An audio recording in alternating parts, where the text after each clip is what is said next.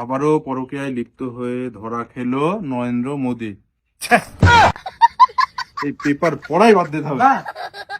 রে, আমার তো টাকা পয়সা জমিদারদের কোনো অভাব নাই, আপনি যদি অনুমতি দিতেন একটা বাড়িতে কুকুর পুষতো। কুকুর পুষবি ভালো কথা, এখন যদি দুই কুকুরে কামড়া কামড়িকে থাকতে পারিস তাহলে পোষ। আব্বা আপনি আমার কুকুরের সাথে তুলনা করলেন। আসতে বল বেটা, আসতে বল। কুকুর যদি শুনিলে যে তো কুকুরের সাথে তোর তুলনা কেটেছে, কুকুরের ইজ্জত যাবে, তোর না। আব্বা যতই যা বলেন আমি তো আপনারই ছেলে। ওই জায়গাতেই তো গুয়া মারা খাইছি আমি। সেই বৃষ্টি রাতে যদি তোর মা কলনের সাথে না দেখা হতো তাহলে তোর মতন আরেকটা কুকুর জন্মাইতো না। আমার জীবনটা শেষ কে দিলে।